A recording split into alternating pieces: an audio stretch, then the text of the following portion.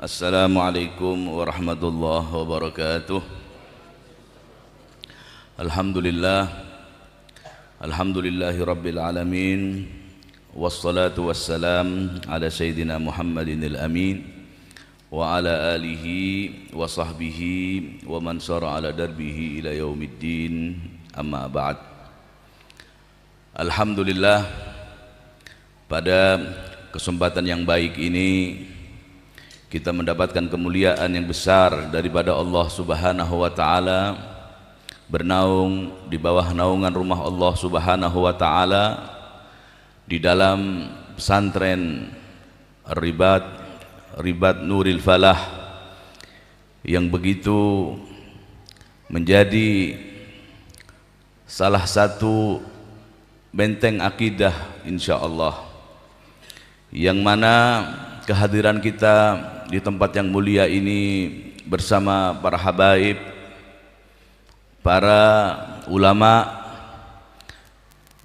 yang bersama kita muliakan dan kita hormati, Kiai Haji Al-Ustadz Abdul Muhyi Mata'anallah bituri hayatih, Al-Habib Muhsin Al-Attas dari Madinah, Al-Habib Hasan Al-Kaf, Al-Habib Ahmad Basurrah, penceramah kita tadi yang menyampaikan mutiara-mutiara ilmunya, Al-Habib Haidar Bilghith, dan semua para hadirin yang hadir bersama kita di tempat dan waktu mulia ini adalah salah satu bentuk rasa cinta kita kepada Nabi kita Muhammad SAW. Pesantren Ribat Nuril Falah adalah satu pesantren yang didirikan oleh Al-Ustadz Abdul Muhyi dengan sanad keilmuan yang jelas. Dikatakan wala budda min syaikhin tasiru bi sayrihi ila Allah min ahlil qulubi zakiyati. Ketika orang menjadi penuntut ilmu agama, maka langkah yang pertama adalah melihat sosok kiai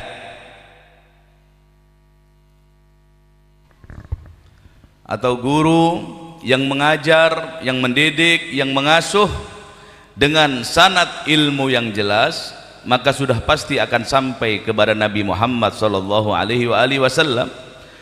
Dalam riwayat sahabat Abdullah bin Mas'ud, Nabi pernah mengatakan khudul ilma anni bisanad, dengan silsilah mata rantai keilmuan yang bersambung kepada Nabi kita Muhammad sallallahu alaihi wasallam, maka silsilah ini menghantarkan kepada kebahagiaan dunia dan bersambung kepada kebahagiaan akhirat. Tidak ada yang berat di dalam agama Islam, tidak ada yang susah untuk mengamalkan ajaran Nabi kita Muhammad sallallahu alaihi wasallam, karena Allah menyatakan Toha ma anzalna alaikal qur'ana litashqa.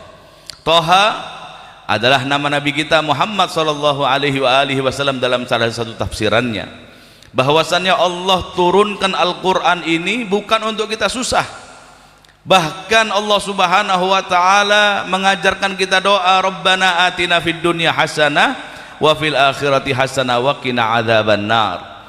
Kita semuanya ini Allah Subhanahu wa ta'ala telah pilih menjadi umat Nabi kita Muhammad sallallahu alaihi wasallam. Hanya dua langkah yang dibutuhkan bagi kita untuk mendapatkan kebahagiaan. Langkah yang pertama, hubungan kita dengan Allah perbaiki, hablun minallah.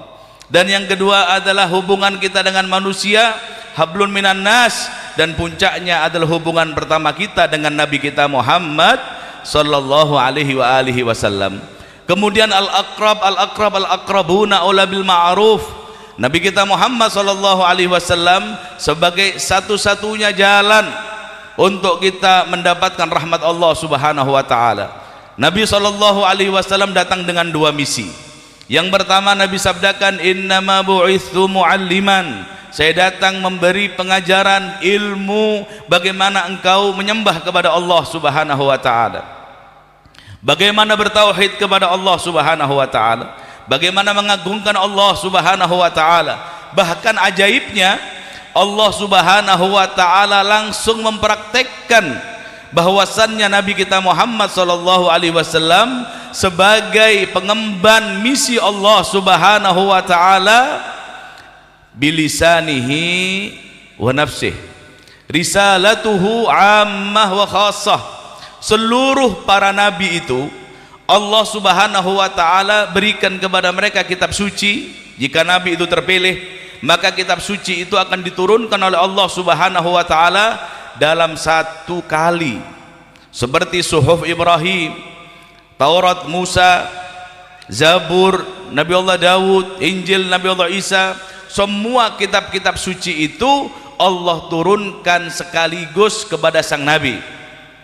Akan tetapi Al-Quran Al-Karim yang menjadi kitab suci yang terakhir, yang turun kepada nabi yang terakhir, nabi yang paling mulia, yang tidak ada lagi ditunggu setelah nabi kita Muhammad sallallahu alaihi wasallam, kecuali kita adalah membumikan norma-norma Islam.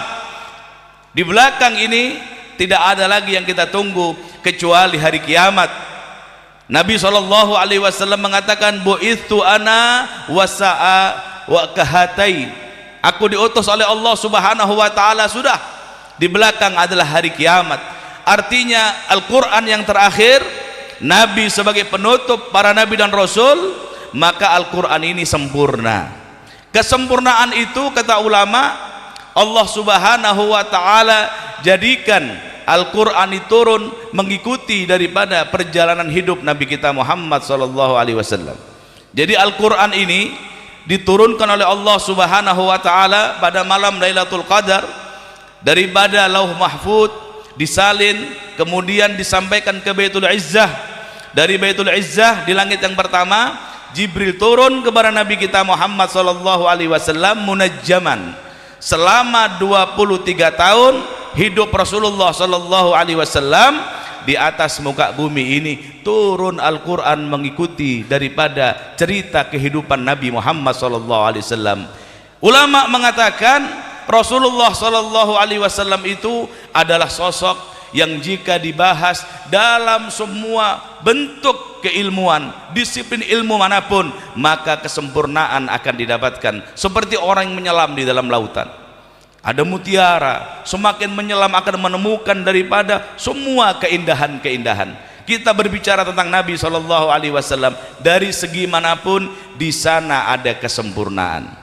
Makanya Al-Qur'an turun mengikuti daripada kehidupan Nabi kita Muhammad. Yang pertama turun kepada Nabi kita Muhammad adalah Iqra. Iqra bismi rabbikal ladzi khalaq. Turun kepada Nabi yang ummi.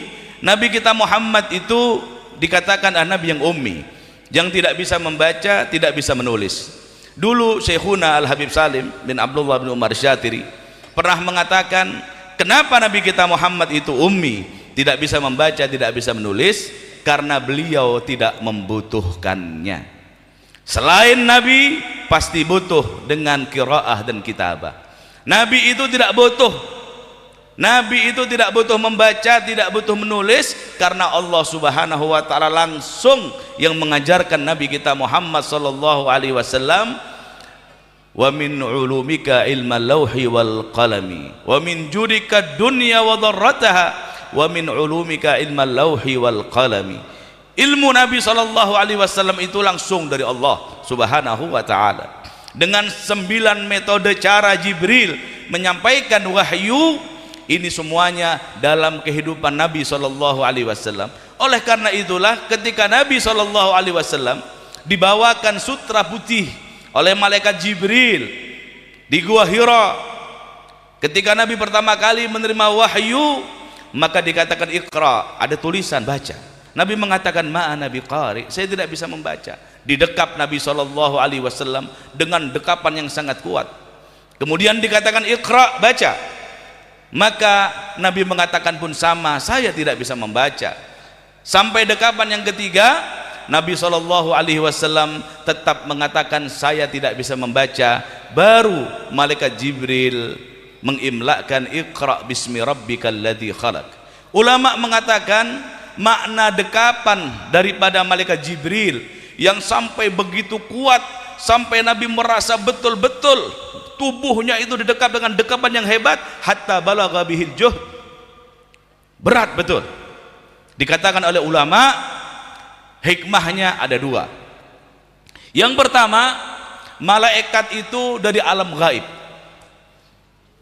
Jika Nabi SAW tidak didekap dengan dekapan yang kuat itu, maka ruh Nabi SAW yang terbungkus jasadnya tidak akan mampu menghadapi daripada suara malaikat. Makanya kata guru kami, ketika orang pertama kali masuk ke dalam kubur, maka dia akan dihimpit dengan bumi, dihimpit oleh bumi dengan himpitan yang meremukkan tulang-tulangnya untuk bisa berkomunikasi dengan malaikat mungkar nakir terkait dengan pertanyaan di kubur nanti. Karena hebat betul malaikat ini. Tidak bisa manusia biasa, tubuh yang terbalut daripada darah dan daging, tulang, untuk berkomunikasi dengan malaikat, tidak bisa. Yang pertama itu hikmahnya, kekuatan dahsyat malaikat itu menyerap daripada tubuh Nabi SAW. Kemudian 3 kali dekapan itu Nabi SAW di Iqra yang pertama, Allah Subhanahu wa ta'ala berikan semua derajat ilmu Islam. Dekapan yang kedua, Allah ajarkan semua maratib ilmu iman. Dan dekapan yang ketiga, Nabi SAW di puncak ihsan. Oleh karena itulah hadirin rahimakumullah, ketika kita berbicara tentang Nabi kita Muhammad SAW, maka tugas kita cuma satu, intan surullaha yansurkum wa yuthabbit aqdamakum. Bela Allah, bela Rasul, maka dengan itu Allah akan menetapkan langkah kalian, akan membela kalian. Langkah kita cuma 2 tadi. Untuk menetapkan 2 langkah ini, hubungan kita dengan Allah Subhanahu wa ta'ala bisa langgang. Salat 5 waktu kita jaga, rukun Islam kita jaga. Kemudian bagaimana dengan Nabi SAW? Tidak boleh kita mengajarkan agama, tidak boleh kita belajar kecuali dari lisan-lisan ulama yang memiliki sanad keilmuan yang jelas. Alhamdulillah, pesantren Ribat Nuril Falah ilmunya bersambung dari guru-guru mulia yang memiliki daripada silsilah nasab dan hasab kepada Nabi kita Muhammad sallallahu alaihi wasallam. Dan insyaallah wa kulluhum min rasulillahi multamisun ghurfan minal bahri aw rashwan minad diyami. Ribat Nuril Falah saat ini sedang berbenah untuk menjadikan pesantren ini lebih maju lagi, pesantren ini lebih megah lagi untuk kepentingan santrinya, untuk menjadikan yang belajar di sini betah, yang belajar di sini nyaman. Insya Allah kita percaya dan kita yakin bahwasannya proyek ini akan terus berjalan dengan partisipasi kita bersama, daripada bantuan Allah dan doa kita semua, bantuan kita semua. Insya Allah hajat daripada Kiai Haji Abdul Muhyi disampaikan oleh Allah Subhanahu wa ta'ala dengan menyebut nama Nabi Muhammad SAW, hajat dunia wal akhirah. Dikatakan oleh Imam Busairi, wa min judika ad-dunya wa dharrataha. Nabi itu di tangannya telah Allah berikan mafatihus samawati wal ard, kunci daripada dunia dan kunci daripada semua anugerah Allah itu di tangan Nabi kita Muhammad SAW. Maka dengan kita senantiasa mengikatkan diri kita dengan Nabi kita Muhammad SAW, tidak ada yang mustahil. Dulu dikatakan ada seorang ulama bahwasannya jika orang memiliki hajat apapun terkait dengan urusan dunia, ingin mendapatkan hajat yang besar, maka dibutuhkan sholawat 7.000 kali setiap hari dengan sirah yang paling pendek. Ini ijazah disampaikan oleh Nabi Allah Khidir kepada Sayyidi Abdul Aziz Ad-Dabbagh. Apapun hajat-hajat yang besar, Anda punya mimpi apa yang besar, karena Allah sudah berfirman di dalam Al-Quran surat Anbiya, wa ma arsalnaka illa rahmatan lil alamin, bahwasanya Nabi itu diutus sebagai rahmat. Rahmat itu Anda tafsirkan apapun kebaikan dunia, itu namanya rahmat. Ingin memiliki kehidupan sempurna, ingin memiliki anak yang saleh, ingin memiliki daripada kehidupan yang sempurna, yang mumpuni, apapun yang kita impikan itu termasuk daripada bagian rahmat. Dan rahmat ini yang diturunkan di dunia oleh Allah Subhanahu wa taala satu daripada 100 rahmat, 99 Allah Subhanahu wa taala simpan di akhirat. Itu semuanya adalah dengan lantaran Nabi kita Muhammad sallallahu alaihi wasallam. Jadi gampang, karena rahmat melekat dengan nama Muhammad. Kata ulama, jika orang banyak bersalawat kepada Nabi sallallahu alaihi wasallam dengan doa-doa dari para santri, doa-doa dari mereka yang cinta kepada Nabi sallallahu alaihi wasallam, tidak ada yang berat bagi Allah Subhanahu wa taala. Dengan kun fayakun semua hajat kita dikabulkan oleh Allah Subhanahu wa taala. Semoga Allah Subhanahu wa taala menjadikan pesantren ini menjadi pesantren yang memunculkan tunas-tunas yang mulia, para ulama-ulama, para hufaz Al-Qur'an, daripada muslimin, muslimat, salihin, salihat, bahkan menjadi para wali-wali Allah Subhanahu wa taala. Dan insyaallah Allah Subhanahu wa taala memberikan dukungannya kepada guru kita, kepada para habaib kita, kepada semua yang hadir di tempat ini, yang mendengar daripada acara ini. Insyaallah hajatnya dikabulkan oleh Allah Subhanahu wa taala. Allah angkat derajat orang tuanya yang sudah wafat, Allah tinggikan derajatnya, yang masih hidup Allah panjangkan umurnya. Semua doa kita yang kita panjatkan, yang ada di dalam hati kita, yang tidak terbersit di dalam akal kita, semuanya Allah ketahui untuk kebaikan kita fid dunya wal akhirah. Semoga Allah Subhanahu wa taala memberikannya kepada kita dengan rahmat yang luas, dengan karunia yang agung. Ini bisa kami sampaikan. Wal afu minkum. Wassalamualaikum warahmatullahi